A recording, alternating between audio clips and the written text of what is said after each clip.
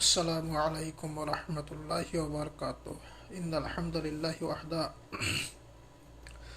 ওয়াসসালাতু ওয়াসসালামু আলা মান লা নাবিয়্যা বা'দা। প্রশংসা আল্লাহর জন্য, আলহামদুলিল্লাহ। দুরূদ এবং শান্তির ধারা বর্ষিত হোক রাসূলের প্রতি সাল্লাল্লাহু আলাইহি সাল্লাম। আমরা ধারাবাহিকভাবে আলোচনা করেছিলাম যে সমস্ত আমল করলে দান বা সাদকা করার সমান নেকি পাওয়া যায়। এরই ধারাবাহিকতায় আমরা আলোচনা করেছিলাম যে জিকির করলে দান করার সমান নেকি পাওয়া যায়। পূর্বে আমরা আলোচনা করেছি জিকির। আজকে আমরা কিছু আলোচনা করব জিকির করার নিয়ম, কিভাবে জিকির করতে হবে। যেহেতু জিকির করলে দান করার সমান নেকি পাওয়া যায়, তাহলে জিকিরটা আমরা কিভাবে করব, কোন পদ্ধতিতে জিকির করলে সেই জিকিরটা আল্লাহ তাআলার কাছে গ্রহণযোগ্য হবে, আল্লাহ তাআলা সেটা কবুল করবেন। আল্লাহ তাআলা পবিত্র কোরআনে বলেন, অদকুর রব্বাকা ফি নাফসিকা তাদারওয়া ওয়া খিফা ওয়া দুনাল জাহরি বিল কওল বিল গুদুবি ওয়াল আসাল ওয়ালা তাকুম মিনাল গাফিলিন। রাসূলুল্লাহ সাল্লাল্লাহু আলাইহি সাল্লামকে উদ্দেশ্য করে বলছেন যে আপনি আপনার প্রতিপালককে স্মরণ করুন, প্রতিপালকের জিকির করুন, ফি নাফসিকা, মনে মনে, তাদারওয়া ওয়া খিফা, বিনয়ী সহকারে এবং ভীতি সহকারে, বিনয়ী এবং ভীতি সহকারে আপনার প্রতিপালকের জিকির করেন মনে মনে। অল দুনাল জাহরি মিনাল কাউল, এবং জিকিরটা করতে গিয়ে উচ্চ বাক্যে জিকির করিয়েন না। জিকিরের শব্দটা যেন উচ্চ বাক্যে না হয়, এটা যেন প্রকাশ না পায় জিকিরের শব্দগুলি। বিল গুদুবি ওয়াল আসাল, কখন? সকাল সন্ধ্যায়। তাহলে আল্লাহ তাআলা অত্র আয়াতের মধ্যে জিকির করার নিয়ম জানিয়ে দিলেন, জিকির করার সময় জানিয়ে দিলেন। তো জিকির করার নিয়ম হলো কি, যে জিকিরটা হতে হবে মনে মনে। এক নম্বর নিয়ম হলো কি, জিকির হতে হবে মনে মনে। দুই, জিকিরটা হতে হবে বিনয়ী সহকারে। তিন, জিকিরটা হতে হবে ভয় সহকারে। চতুর্থ, জিকিরটা হতে হবে, জিকিরের শব্দগুলি মনে মনে বলতে হবে। ওয়াদুনাল জাহরে মিনাল কাউল, জিকিরের শব্দ উচ্চারণ করা যাবে না, জিকিরের শব্দ প্রকাশ্যে উচ্চারণ করা যাবে না। তাহলে এই হলো চারটি শর্ত সাপেক্ষে হলো জিকির। তাহলে জিকিরের নিয়ম পেলাম আমরা কয়টি? চারটি। জিকিরের নিয়ম পাওয়া গেল চারটি। এক নম্বর হলো যে জিকিরটা মনে মনে হতে হবে। দ্বিতীয় নম্বর হলো জিকিরের মধ্যে বিনয়ী থাকতে হবে। তৃতীয় নম্বর হলো যে জিকিরের মধ্যে ভয় থাকতে হবে। চতুর্থ নম্বর হলো চিল্লিয়ে চিল্লিয়ে জিকির করা যাবে না, চিৎকার করে জিকির করা যাবে না। এই চারটি শর্ত সাপেক্ষে জিকির করতে হবে। তাহলে আল্লাহ তাআলার কাছে কোনো জিকির গ্রহণযোগ্য হতে হলে এই চারটি শর্ত পেতে হবে, এই চারটি শর্ত থাকতে হবে। কিন্তু অত্যন্ত দুঃখের বিষয়, অত্যন্ত পরিতাপের বিষয় যে আমাদের দেশে জিকিরগুলি হয় খুব চিৎকার করে। আমাদের দেশে জিকিরগুলি হয় কিভাবে? খুব চিৎকার করে, চিৎকার করে করে জিকির করে। এমনকি লা ইলাহা ইল্লাল্লাহ, লা ইলাহা ইল্লাল্লাহ মানে এইভাবে কলবে, মানে একটা ধাক্কা মারে। তাদের কথা হলো যে কলবে ধাক্কা দিলে কি হবে? কলবে ধাক্কা দিলে কলব পরিষ্কার হবে।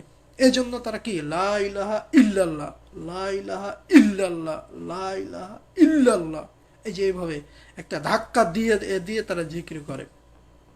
তো এই যে আপনি কি করলেন, জোরে জোরে চিৎকার করলেন, এটা তো কোরআনের বিরোধী। এটা হলো কি কোরআনের আয়াতের বিরোধী। কোরআনের আয়াত বললেন কি, দুনাল জারি মিনাল কাউল, কথা যখন জিকিরের শব্দগুলি বলবেন সেগুলি যেন প্রকাশ্যে উচ্চারিত না হয়, খুব জোরে জোরে চিৎকার করে যেন উচ্চারিত না হয়। তাহলে আপনি এভাবে চিৎকার করে জিকির করলেন, এই জিকিরটা কোথায় পেলেন? এই জিকিরের নিয়মটা কি? কোথা থেকে এর নিয়ম আসলো? যদি যদি জিকির করতে হয়, সে জিকিরটা হতে হবে কার পদ্ধতিতে? রাসূলুল্লাহ সাল্লাল্লাহু আলাইহি সাল্লামের পদ্ধতিতে। জিকিরটা হতে হবে কার পদ্ধতিতে? জিকিরটা হতে হবে সাহাবায়ে কেরামের পদ্ধতিতে। তো রাসূলের কোন সাহাবী এইভাবে জোরে জোরে চিৎকার করে করে জিকির করেছে? কোন সাহাবী করেছে? রাসূল কখন সাহাবীদেরকে নিয়ে জিকির করলেন? তিনি তো 23 বছর সাহাবীদেরকে নিয়ে এই নবুয়তি জীবন অতিবাহিত করেছেন। এই 23 বছরের জীবনীতে তিনি কবে কোন সময়ে সাহাবীদেরকে নিয়ে জোরে জোরে চিৎকার করে জিকির করেছেন? এর নিয়ম কোথায়? তাহলে জিকির করতে হলে আপনাকে মনে মনে করতে হবে। জিকিরের শব্দগুলি আপনি এভাবে চিৎকার করে লাফাইয়া লাফাইয়া জিকির এর করার কোনো নিয়ম নাই, আপনি পাবেন না। এটা রাসূলের পদ্ধতি নয়, এটা সাহাবীদের পদ্ধতি নয়, এটা আল্লাহ তাআলার নির্দেশও নয়। আবার জিকির হয় আমাদের দেশে কেমনভাবে? জিকির হয় এক তো এভাবে চিৎকার করে করে হলো।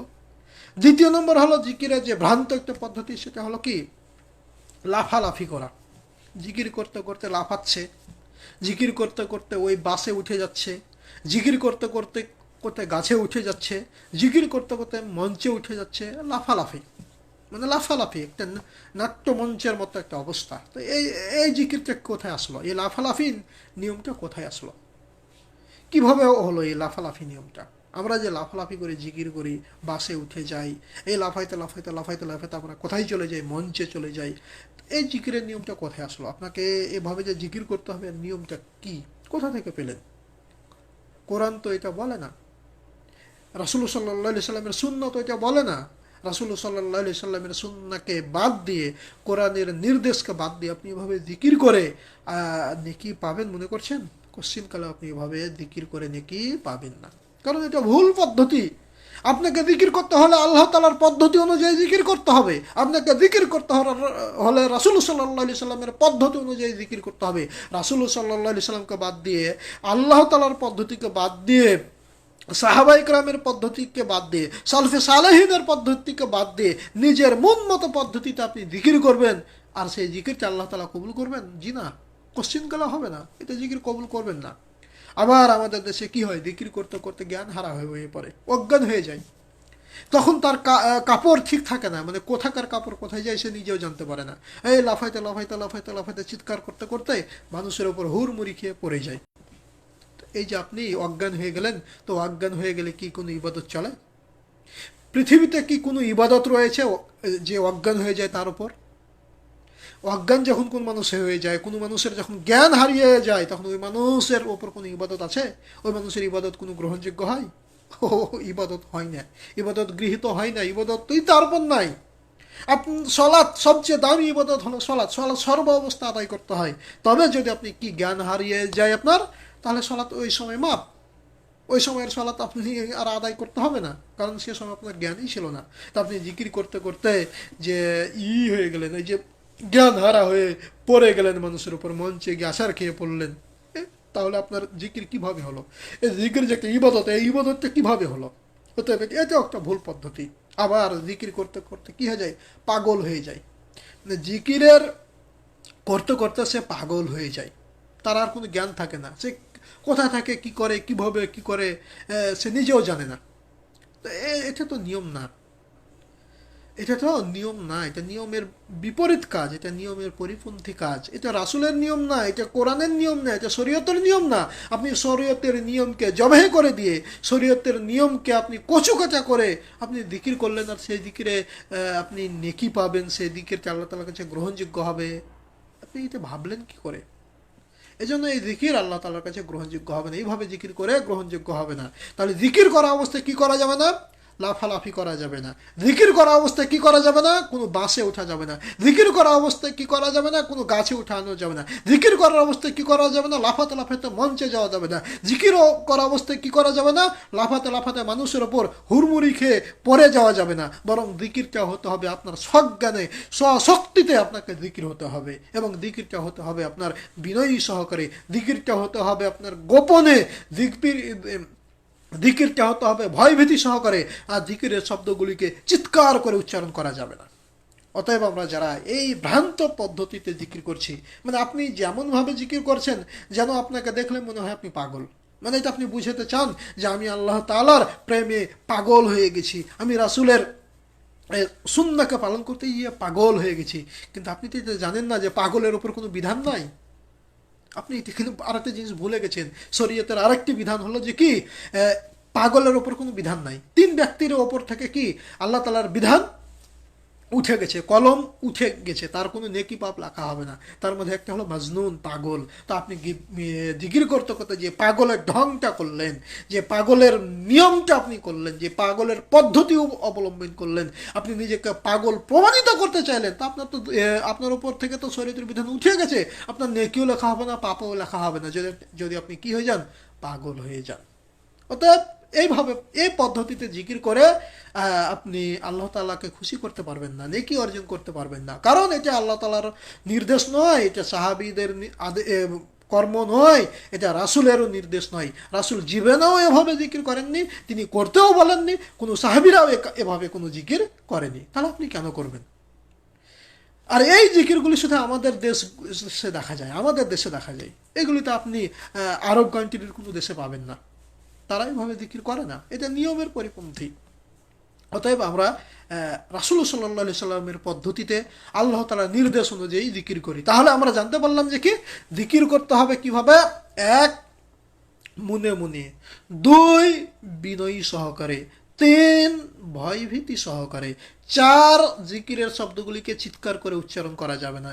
এই চারটি শর্ত সাপেক্ষে আপনার জিকির আল্লাহ তাআলার কাছে গ্রহণযোগ্য হবে। অতএব আমরা যারা ভ্রান্ত পদ্ধতিতে এই চারটি পদ্ধতিকে বাদ দিয়ে অন্য অন্য পদ্ধতিতে জিকির করছি, আমরা এই জিকির থেকে ফিরে আসি। আমাদের জিকিরটাকে আমরা সঠিকভাবে রাসূল সাল্লাল্লাহু আলাইহি সাল্লামের পদ্ধতি অনুযায়ী আমরা জিকির করি, তবেই এই জিকির আমাদেরকে কি করবে, আল্লাহ তাআলার কাছে গৃহীত করবে। এই জিকির আমাদেরকে কি করবে, এই জিকির করলে আমরা এই জিকিরের মাধ্যমে আমরা দান করা সমান নেকি পাবো। তাহলে আমাদের যেই আলোচ্য বিষয় চলেছিল, যে সমস্ত কাজ করলে দান করার সমান নেকি পাওয়া যায়, তার মধ্যে দ্বিতীয় নম্বর ছিল জিকির। সেই জিকির সম্পর্কে আমরা আলোচনা করেছি এবং জিকিরের পদ্ধতি সম্পর্কে আমরা আলোচনা করেছি। তাহলে আল্লাহ তাআলা আমাদেরকে রাসূল সাল্লাল্লাহু আলাইহি সাল্লামের পদ্ধতি মোতাবেক আমরা যেন সুন্দরভাবে ইসলামী পদ্ধতিতে জিকির করতে পারি, চিল্লা ফাল্লা না করে, নিজেকে পাগল না সাজিয়ে, বাসে না উঠে, খুঁটি ধরে না উঠে, মঞ্চে গিয়ে অজ্ঞান হয়ে না পড়ে গিয়ে, যেন আমরা সঠিকভাবে সজ্ঞানে সশক্তিতে আমরা যেন জিকির করতে পারি। আল্লাহ তাআলা আমাদের সকলকে সঠিকভাবে রাসূল সাল্লাল্লাহু আলাইহি সাল্লামের পদ্ধতি মোতাবেক জিকির করার তৌফিক দান করেন, এবং জিকিরের শব্দগুলি যেন কোরআন এবং সহিহ হাদিস থেকে হয়, এইগুলি থেকে যেন আমরা জিকির করতে পারি। আল্লাহ তাআলা আমাদের সকলকে তৌফিক দান করুন, আল্লাহুম্মা আমিন। তো এই হলো জিকিরের বিষয়, এই হলো জিকিরের পদ্ধতি। এখন জিকিরের যেই শব্দগুলি আপনি কোথা থেকে নেবেন, জিকিরের শব্দ নিতে হবে রাসূল সাল্লাল্লাহু আলাইহি সাল্লামের হাদিস থেকে। রাসূল যে শব্দ ব্যবহার করেছেন সেই শব্দ অনুযায়ী আপনাকে জিকির করতে হবে। আপনি নিজে থেকে কোনো শব্দ তৈরি করতে পারবেন না। তো আমাদের দেশে এই যে জিকির করতে করতে কি বলে, আল্লাহ বলে, আল্লাহ বলে, তারপর কি আল্লাহর সব কিছু বাদ দিয়ে বলে হু হু হু হু হু। এই যে হু হু বলে জিকির করে, এই জিকির কোথায় বলেন? আবার বিভিন্ন গান বানিয়ে জিকির করে, বিভিন্ন আপনার মুর্শিদের নামে জিকির করে। সেই জিকিরগুলি আপনি কেন করেন? এই যে মুর্শিদের নামে জিকির করে, মুর্শিদ মানে পীর, মানে পীরের নামে কি করে, জিকির করে। এই জিকিরগুলি আপনারা যেগুলি করেন, সেই জিকিরগুলি তো সম্পূর্ণ শিরক।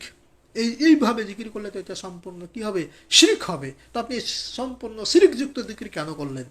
অনেক একে দেখা যায় মঞ্চের মধ্যে আলেম, যারা আলেম নামধারী, তারাদেরকে দেখা যায় মঞ্চের মধ্যে জিকির করে, সেখানে আল্লাহরও নাম নাই, সেখানে রাসূলের নাম নাই, রাসূলের শিখানো পদ্ধতিতেও কি নাই, জিকির নাই। সেগুলি কি হলো, ওই কোনো কারবালার প্রান্তের কোনো পীরের নামে, বা কোনো তাদের যে সমস্ত পীরগুলি রয়েছে সেই পীরগুলির নামে কি করে, জিকির করে এবং তাদের নাম উচ্চারণ করে। তো এই যে আপনি পীরের নামে জিকির করলেন, তাদের নাম উচ্চারণ করলেন, এই পদ্ধতি কোথায় পেলেন? এই পদ্ধতিতে কোথায় আসলো? কোন সাহাবীর নাম উচ্চারণ করে জিকির করেছে? এমনই কি কোনো সাহাবীর নাম উচ্চারণ করে কি জিকির কেউ করেছে? কোনো নিয়ম আছে? সাহাবীর নাম উচ্চারণ করে যদি জিকির করা না যায়, তাহলে আপনি কেমন ভাবে পীরের নাম উচ্চারণ করে জিকির করলেন? ওনার পীর নাকি তা পীরের নামে জিকির করছে এবং সেটা দলবদ্ধভাবে সকলকে নিয়ে জিকির করছে, তার পীর আলো দিচ্ছে, তার পীর নূর দিচ্ছে, বিভিন্নভাবে তারা যে শিরকি আকীদার মাধ্যমে কি করে, শিরকি কথাবার্তার মাধ্যমে যে জিকির করে, এই জিকিরগুলো কোথা পেলেন? এটাও তো জিকির আল্লাহ তাআলার নির্দেশ অনুযায়ী হয়নি, এই জিকিরটা তো রাসূলের পদ্ধতিতে হয়নি। অতএব রাসূলের পদ্ধতিকে বাদ দিয়ে আপনি কোনো পীরের নামে জিকির করতে পারেন না, আপনি কোনো অলির নামে জিকির করতে পারেন না। এগুলি হলো আপনার শিরকি বিষয়। এই সমস্ত বিষয়গুলি থেকে আমাদেরকে অবশ্যই অবশ্যই বেঁচে থাকতে হবে। জিকির হতে হবে কেবলমাত্র কার নামে? আল্লাহ তাআলার নামে, রাসূল সাল্লাল্লাহু আলাইহি সাল্লামের শেখানো পদ্ধতিতে। রাসূল জিকিরের জন্য যে শব্দগুলি উচ্চারণ করেছেন, যে শব্দগুলি বলেছেন আপনাকে, সেই শব্দগুলির মাধ্যমেই মনে মনে জিকির করতে হবে। সেই জিকিরের শব্দগুলিকে জোরে উচ্চারণও করা যাবে না। তাহলে আমাদের দেশে যে ভ্রান্ত জিকির রয়েছে, সেই ভ্রান্ত জিকিরগুলি আমাদেরকে পরিত্যাগ করতে হবে। সেই ভ্রান্ত জিকির থেকে আমাদেরকে ফিরে আসতে হবে। যদি আমরা ভ্রান্ত জিকির থেকে ফিরে না আসতে পারি, যদি আমরা ভ্রান্ত জিকিরগুলিকে পরিত্যাগ করতে না পারি, তাহলে নেকির পরিবর্তে আমাদের কি হবে? পাপ হবে। কারণ ইবাদত কবুল হওয়ার শর্ত হলো যে সেই ইবাদত আল্লাহ তাআলার আদেশ থাকতে হবে, রাসূলের পদ্ধতি থাকতে হবে। দুটি শর্ত সাপেক্ষে ইবাদত হবে। এক, যে ইবাদতটা করছেন সেই ইবাদত আল্লাহ তাআলার আদেশ থাকতে হবে। দুই, যে ইবাদতটা আপনি করছেন সেই ইবাদতটা রাসূল সাল্লাল্লাহু আলাইহি সাল্লামের পদ্ধতি মোতাবেক হতে হবে। আল্লাহ তাআলার আদেশকে বাদ দিয়ে, রাসূলের পদ্ধতিকে বাদ দিয়ে আপনি যদি কোনো ইবাদত করেন, সেই ইবাদত গৃহীত হবে না, সেই ইবাদত কবুল হবে না, সেই ইবাদতের মাধ্যমে আপনি নেকি পাবেন না। এজন্য আমাদেরকে রাসূল সাল্লাল্লাহু আলাইহি সাল্লামের পদ্ধতি মোতাবেক আমাদেরকে জিকির করতে হবে। রাসূল সাল্লাল্লাহু আলাইহি সাল্লামের পদ্ধতিকে বাদ দিয়ে, রাসূল সাল্লাল্লাহু আলাইহি সাল্লামকে উপেক্ষা করে, রাসূল সাল্লাল্লাহু আলাইহি সাল্লামকে পরিত্যাগ করে, রাসূল সাল্লাল্লাহু আলাইহি সাল্লামকে ছেড়ে দিয়ে আপনি যদি নিজের মন থেকে, নিজের ব্রেন থেকে তৈরি করা শব্দ দিয়ে, তৈরি করা পদ্ধতি দিয়ে যদি আপনি জিকির করেন, সেই জিকির কোশ্চিন কালও কবুল হবে না, কবুল হবে না, কবুল হবে না, কবুল হবে না। এটাই হলো সঠিক। এজন্য আমাদের দেশে যে ভ্রান্ত জিকির পদ্ধতি রয়েছে, ভ্রান্ত জিকিরের যে শব্দগুলি রয়েছে, সেই সমস্ত সব পদ্ধতিকে বাতিল করে দিতে হবে, সেই পদ্ধতিগুলিকে ছেড়ে দিতে হবে, সেই পদ্ধতিগুলিকে নাকচ করে দিতে হবে। এবং আমাদের দেশে যে ভ্রান্ত নিয়ম রয়েছে জিকিরের, সেই ভ্রান্ত নিয়মগুলিকে পরিত্যাগ করতে হবে। সব কিছুকে যে পরিত্যাগ করে দিয়ে কেবলমাত্র রাসূল সাল্লাল্লাহু আলাইহি সাল্লামের পদ্ধতি মোতাবেক সহি শুদ্ধভাবে আমাদেরকে জিকির করতে হবে। আল্লাহ তাআলা আমাদের সকলকে সহি শুদ্ধভাবে রাসূল সাল্লাল্লাহু আলাইহি সাল্লামের পদ্ধতি মোতাবেক, রাসূল সাল্লাল্লাহু আলাইহি সাল্লামের শিখানো শব্দ অনুযায়ী যেন আমরা জিকির করতে পারি। আল্লাহ তাআলা আমাদের সকলকে তৌফিক দান করুন। আল্লাহুম্মা আমিন। পর্যায়ক্রমে আমরা ধারাবাহিকভাবে বাকি বিষয়গুলি ইনশাআল্লাহ আলোচনা করব। আমাদের আলোচ্য বিষয় চলছিল যে সমস্ত আমল করলে দান করার সমান নেকি পাওয়া যায়। তো আমরা দুইটি বিষয় নিয়ে আলোচনা করলাম। বাকি বিষয়গুলো ইনশাআল্লাহ আমরা ধারাবাহিকভাবে আলোচনা করবো। আমা তাওফিকে ইল্লা বিল্লাহ। এই বলে আজকের মতো সংক্ষিপ্ত আলোচনা এখানে শেষ করছি। সুবহানাকাল্লাহুম্মা রাব্বানা ওয়া বিহামদিকা আশহাদু আল্লা ইলাহা ইল্লা আনতা আস্তাগফিরুকা ওয়া আতুবু ইলাইক। আসসালামু আলাইকুম ওয়া রাহমাতুল্লাহি ওয়া বারাকাতুহু।